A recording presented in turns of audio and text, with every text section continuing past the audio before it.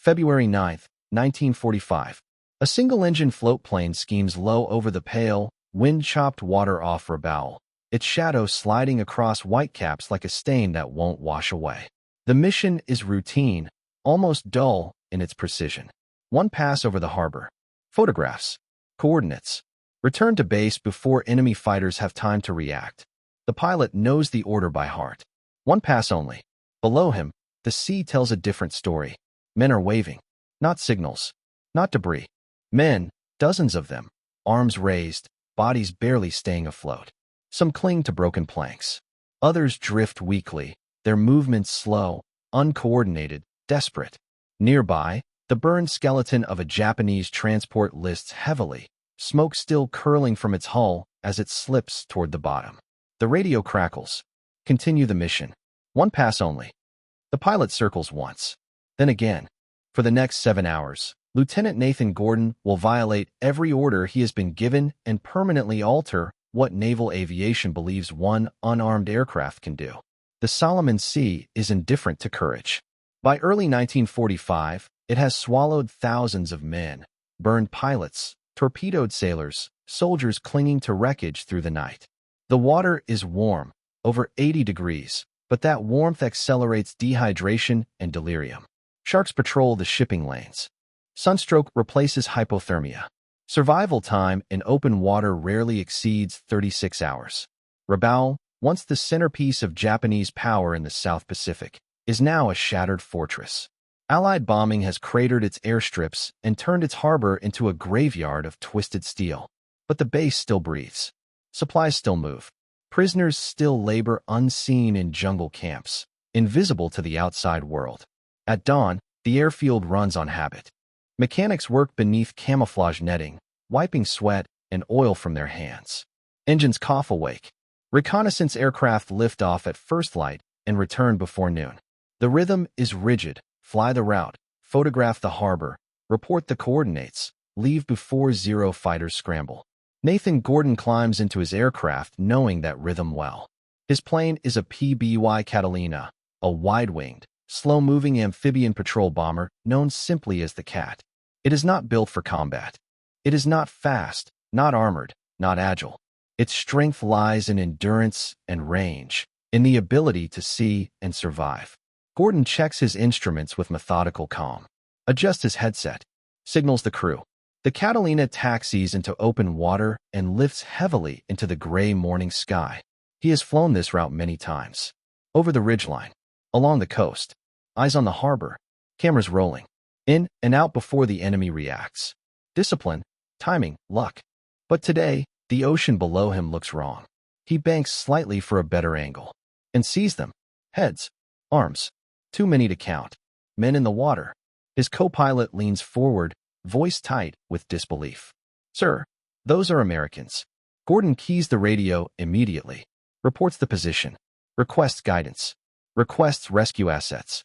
The reply comes back without hesitation. Continue the mission. One pass only. Rescue assets unavailable. Return to base.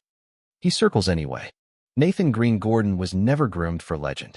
Born in 1916 in Morrilton, Arkansas, he grew up on a farm where work mattered more than words. His parents believed in discipline, humility, and fixing problems yourself. Nathan learned to repair machinery before he learned algebra. He could hear trouble in an engine long before it showed itself. He was quiet, not shy, just deliberate. People who knew him said he thought several steps ahead and never wasted motion. If something was broken, he fixed it. If a task required patience, he outlasted it. When the war came, he enlisted in the Navy not out of anger or ideology, but because it was what young men did. Fighter cockpits went to louder personalities with sharper reflexes and faster egos. Gordon was assigned to patrol aviation. The Catalina. Pilots called it the flying coffin. Others called it the ugly duckling. Gordon called it dependable. He logged hundreds of hours across the South Pacific, search grids, convoy escorts, down pilot recovery. He learned to read the ocean's moods, the way sunlight changed over reefs, the subtle difference between floating wreckage and a floating man. He built a reputation. Calm under pressure, precise in navigation, stubborn when it came to leaving people behind. His crew trusted him. In combat aviation, Trust is currency. Gordon never grandstand, never chased danger for its own sake. But when a situation demanded action, he did not hesitate. His crew knew that if they went down, he would come back for them. That belief would be tested now. The men in the water were prisoners of war. 84 Americans, survivors of Bataan, had been packed into the hold of a Japanese transport bound for forced labor camps farther north. The ship carried no markings, no Red Cross, no indication of who was aboard. At dawn, an Allied bomber spotted what appeared to be a military transport hugging the coast. The pilot could not have known what it carried. The rules of engagement were clear. Enemy vessels in an active combat zone were legitimate targets. The bomb struck at 0630. The transport split and began to sink. Japanese crew members abandoned ship. The prisoners, locked below deck, broke free in the chaos. Some drowned as water rushed in. Others clawed their way upward, gasping, blinded by daylight they had not seen in months. They hit the water weak, starving, disoriented. Most had been captive for nearly 3 years. Disease, beatings, starvation rations measured in spoonfuls. Muscle consumed. Immune systems collapsed. Open sores that never healed. Now they floated 2 miles offshore with no lifeboats and no help. Japanese sailors swam for land. The Americans were left behind. By the time Gordon's Catalina arrived overhead, they had already been in the water for 90 minutes. Hypothermia was not the danger. Exhaustion, dehydration, and shock were. Some men waved weakly. Others did not move at all. The wreckage still burned. Gordon radioed base again, repeated the coordinates, urged immediate rescue. The answer did not change. Return to base. Command was not cruel. It was calculating. Rabaul remained contested. Japanese aircraft operated from concealed strips inland. Surface ships were vulnerable. A slow, unarmed floatplane was a liability, not an asset. Command thought in terms of strategy. Nathan Gordon thought in terms of men. And as he circled above the water, those two ways of thinking collided. Nathan Gordon makes the decision without speaking. There is no announcement to the crew, no argument over the radio, no moment of drama. He lowers the Catalina's altitude, eases the flaps down, and turns the aircraft into the wind as if this were any other landing. His co-pilot watches him, searching his face. The crew chief at the waist gun understands first. Gordon is going in. The PBY Catalina was never meant for this. It is a long-range patrol bomber, a reconnaissance aircraft, a search and rescue platform, but only under controlled conditions. Friendly waters. Escort nearby. Support ready. You do not land it in enemy territory, in open ocean, within range of coastal artillery and fighter strips, without clearance and backup. Gordon does it anyway. He brings the nose up, cuts power, and settles the aircraft onto the water at nearly 70 knots. The hull slams hard. Spray explodes across the cockpit glass. The Catalina shudders, wallows, and finally settles into the rolling swell. Gordon kills the engines. The sudden silence feels unnatural. No one waits for orders. Side hatches swing open. Ropes spill into the water. Crewmen lean out, shouting, grabbing, hauling. Gordon leaves the cockpit and moves aft to help. The first man pulled aboard is unconscious, skin gray, lips split, and bleeding. They lay him on the deck, check his breathing, and move on immediately. There is no time to stop. The Catalina can safely carry a crew of 8. In an emergency, perhaps 10 or 12. There are 84 men in the water. Gordon does the math quickly and coldly. Weight, lift, fuel. He takes as many as the aircraft can possibly hold. 15 survivors packed into every available space, clinging to bulkheads, lying across equipment, sitting shoulder to shoulder on the deck. When he restarts the engines, the Catalina feels wrong. Heavy, sluggish, reluctant. He taxis into takeoff position. The hull drags through the water. The wings flex under strain. The engines scream. For long seconds, the aircraft refuses to rise. Then it lifts. Barely. Gordon radios his position, his payload, and his intention. I am returning to base with survivors. We'll offload and return. The response comes immediately. Stand down. Weather deteriorating. Enemy fighters reported. Risk unacceptable. Gordon acknowledges the message. Then he turns around. Each trip takes 90 minutes. Fly back to the wreckage. Land in open water. Load men until the aircraft is on the edge of failure. Take off overloaded. Deliver them to the nearest secure location. Refuel if possible. Return. On the second run, the sea worsens. 4-foot swells roll beneath the Catalina, lifting one wing and then the other. Holding position becomes a fight. Survivors slip from ropes. Crewmen hang halfway out of the hatches, arms burning, eyes stinging from salt spray.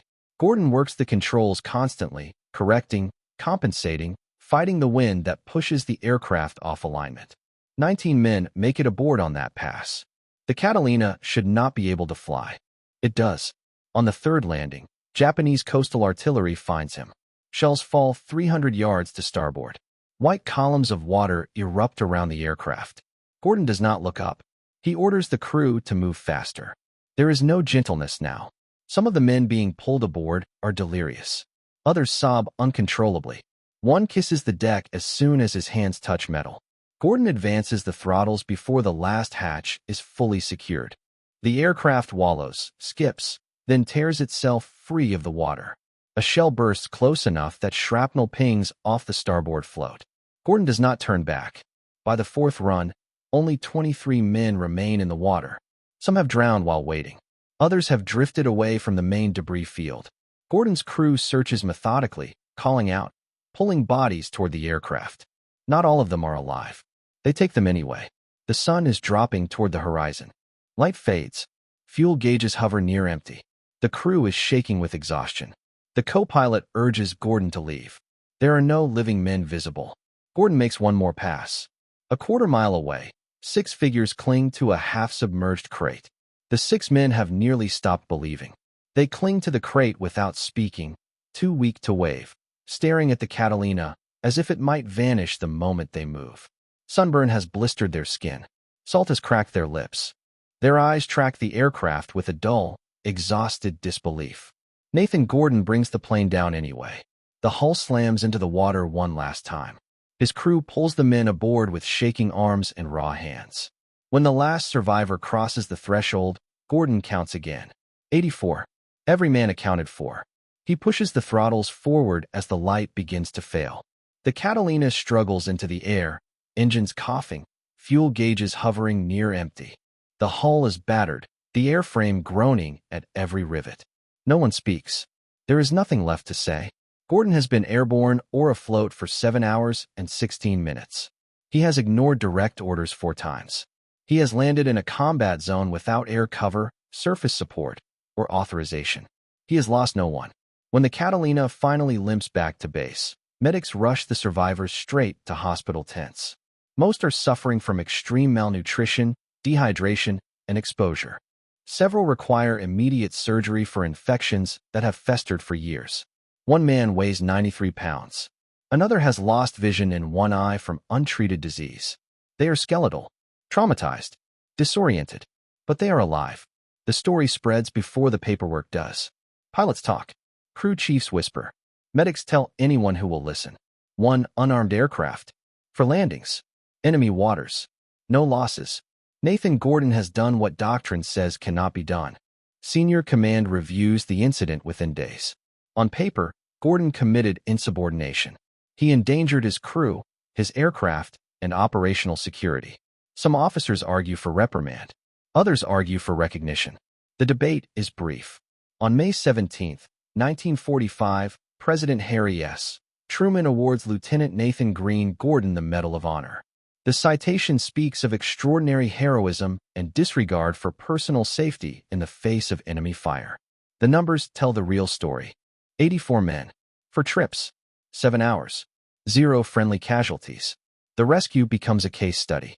Naval aviation quietly revises its approach to combat search and rescue.